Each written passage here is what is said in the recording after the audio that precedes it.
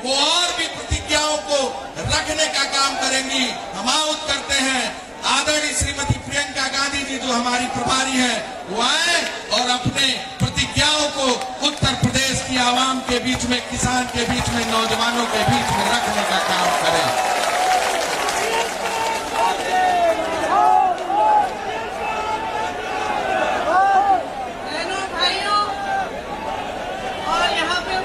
नेतागण, पूनिया जी, राकेश सचान जी, नसीमुद्दीन जी, निर्मल खत्री जी, प्रदीप जैन जी, अजय लल्लू जी, मोना जी, सुप्रिया जी, आप सबका यहाँ पे स्वागत है। मैं सबसे पहले कांग्रेस पार्टी कुछ प्रतिज्ञाएं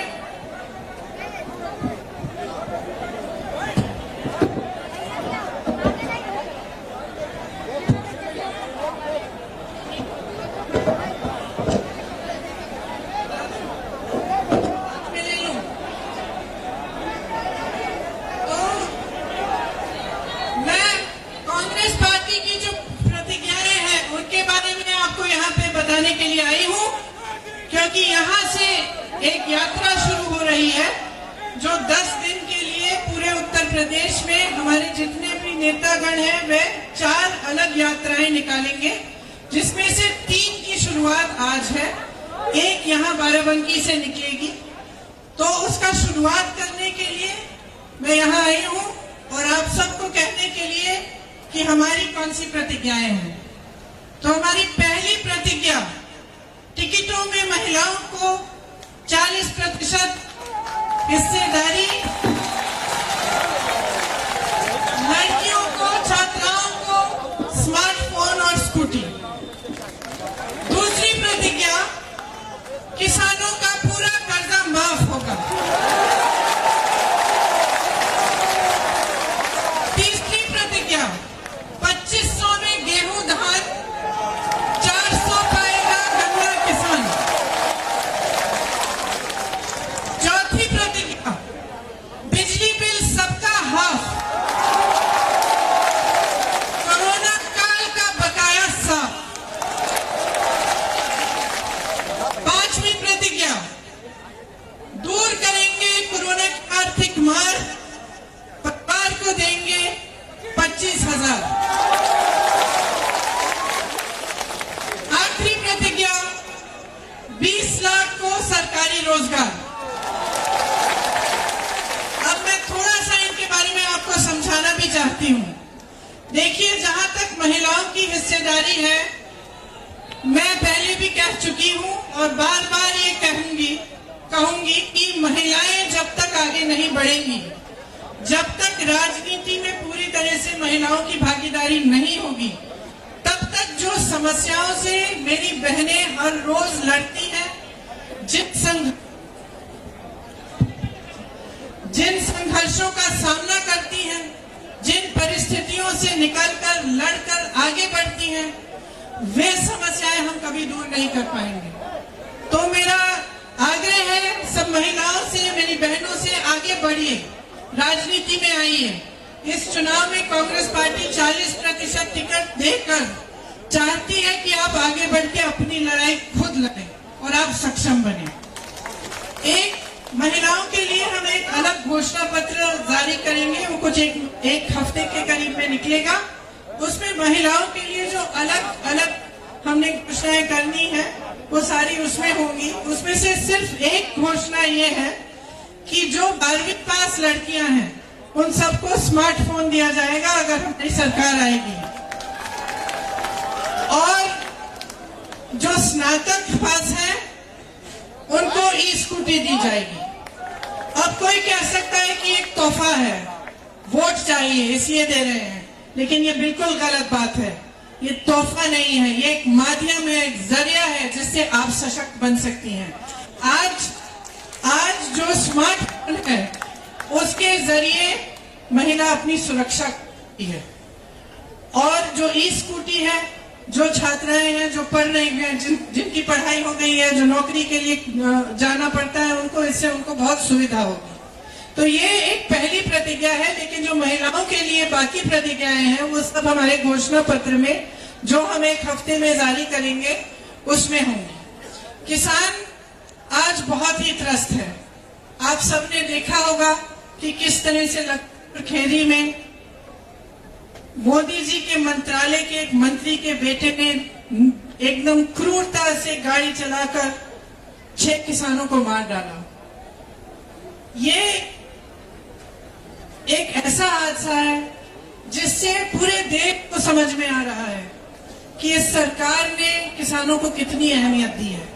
जिसने किसानों को कुचला, उसको गिरफ्तार करने में इन्होंने कितनी देरी की, और आज तक उसका पिता जो उसको बचा रहा, वो आज तक मोदी जी के मंत्रालय में है, उसकी बर्खास्तगी नहीं की गई है। लेकिन ये तो एक मिसाल है। किसान जानते हैं कि कुछ सालों से कितनी समस्याओं से जूझ रहे हैं और उनकी सुनवाई सरकार में नहीं रही। इसीलिए किसानों के लिए हमने तय किया है कि आपके कर्जे माफ करेंगे। आप जानते हैं कि कांग्रेस पार्टी ने पहले 32,000 रुपए के कर्ज माफ किए थे, तो ये माफ करिए 72,000 करोड़ रुपए के कर्जे माफ किए थे। तो आप सब जिन समस्याओं से जूझ रहे हैं, आप जानते हैं। आपको धान का दाम मिलता, यूरिया महंगा हो गया है, खाद महंगी हो गई है, बिजली के बिल आपको भरने पड़ते हैं बड़े बड़े, और कमाई करना मुश्किल हो जाता है। आप कर्ज में डूब रहे हैं, इसीलिए हमने ये निर्णय लिया कि आपके कर्ज माफ किए जाएंगे। इसके साथ साथ जिस तरह से छत्तीसगढ़ में हमारी सरकार 2500 में धान खरीद रही है, उस तरह से हम यहाँ भी 2500 में गेहूं धान खरीदेंगे और 400 का गन्ना का आपको दाम मिलेगा। जब बिजली बिल की बात कर रहे हैं तो कोरोना काल के समय जो छोटे दुकानदार हैं, छोटे बिजनेस हैं, व्यापारी हैं, जिनका धंधा, जिनका काम एकदम बंद हुआ, उनको फिर भी बिजली के बिल बड़े बड़े भरने पड़े और पूरे कोरोना काल के समय कमाई नहीं कर पाए। इसीलिए हमने ये निर्णय लिया है कि कोरोना काल के समय जो आपने बिजली के बिल भरे, उनको हम माफ कर देंगे। सबका बिजली बिल हाफ भी होगा। इसके साथ साथ कोरोना काल में जो गरीब परिवार थे, जिनकी बहुत आर्थिक मार हुई, जो कमा नहीं पा रहे थे, जो बाहर जा नहीं पा रहे थे अपनी रोजी रोटी कमाने के लिए, उनके लिए हमने निर्णय लिया है कि 25,000 रुपए उनको मिलेंगे। जो सरकारी रोजगार 20 लाख देना चाहते हैं, लेकिन इसमें मैं खास तौर से कहना चाहती हूँ कि पिछले 2 सालों में मैं बहुत संविदा कर्मियों से मिली, कॉन्ट्रैक्ट पे जो काम करते हैं उनसे मिली, और उन सब ने मुझे अपनी समस्याएं बताई। उसमें अध्यापिका भी हैं, टीचर्स हैं, स्वास्थ्य कर्मी भी हैं, अनेक काम करने वाले लोग हैं, और उनका पूरी तरह से शोषण किया गया है। तो खास तौर से मैं कहना चाहती हूँ कि उनका नियमितीकरण करने का हमने निर्णय लिया है। हमारी सरकार आएगी तो सबका नियमितीकरण हम करेंगे। तो ये हमारी मुख्य प्रतिज्ञाएं हैं। इस यात्रा द्वारा ये प्रतिज्ञाएं गांव-गांव तक पहुंचेंगी और जन जन तक हम बताएंगे, जन जन को बताएंगे कि हमने ये निर्णय क्यों लिए और किस तरह से इन निर्णयों को हम पूरा कर सकेंगे। तो आप सबकी इस यात्रा में भागीदारी के लिए आपका धन्यवाद। जय हिंद, जय किसान।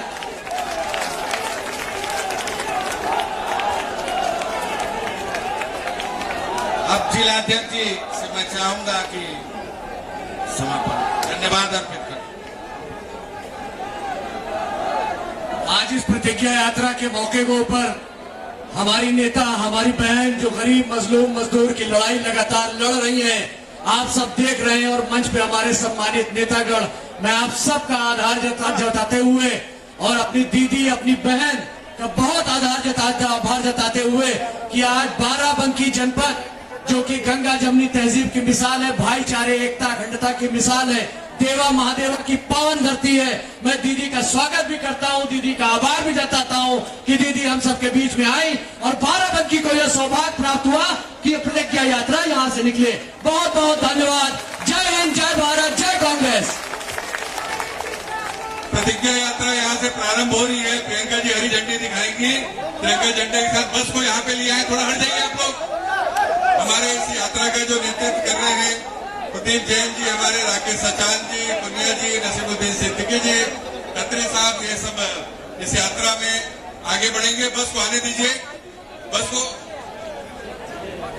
थोड़ा सा किनारे हो जाइए प्लीज, इधर किनारे हो जाइए आप लोग, इधर किनारे हो जाइए।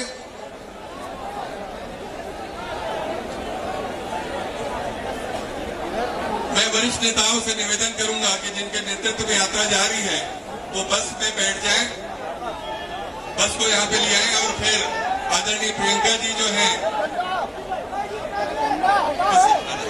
ये सामने आ जाए। हमारे सेवा दल के साथी, हमारे जो वरिष्ठ नेता लोग को बस में बैठने का वहां पे व्यवस्था करा दें। हमारे आईसीसी के सचिव सत्येंद्र पटेल जी इधर आ जाए, आप भी आ जाए, आप वहां बस से लेके आ जाइए।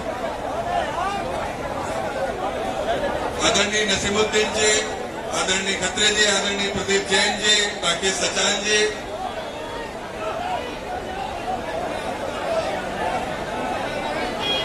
सोहेल अंसारी साहब, अभी यात्रा के नेतृत्व करता हमारे विधायक सोहेल अंसारी जी से भी निवेदन है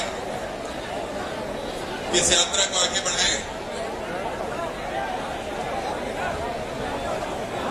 इधर से रास्ता ये कर दीजिए, इस तरफ आ जाइए, बाकी तरफ उसको जाने दीजिए।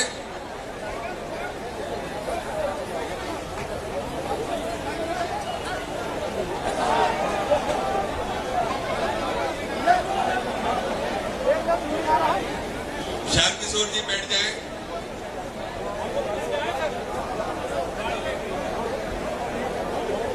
श्याम किशोर जी भी इस यात्रा में शामिल हो रहे हैं, और उनसे भी आग्रह है कि बस में वो बैठ जाएं। और साथ में हमारे यहाँ के जिला कांग्रेस के अध्यक्ष और शहर अध्यक्ष ये भी यात्रा में आगे इनके नेतृत्व में जिले में बढ़ेंगे। प्रभारी रावत त्रिपाठी जी, वीरेंद्र चौधरी जी, बस में चलिए। हमारी पूर्व विधायिका राजलक्ष्मी जी वर्मा, उनसे भी निवेदन है कि बस में वो बैठ जाए। हमारी महिला कांग्रेस की जो अध्यक्ष है, युवा कांग्रेस की जो जिले के अध्यक्ष है, दिनेश भाई के जो हमारे जिले के अध्यक्ष हैं, उनसे निवेदन है कि अपने जिले में वो यात्रा का नेतृत्व करेंगे। और प्रियंका जी कांग्रेस के झंडे से यात्रा को इशारा करते हुए प्रारंभ करेंगे।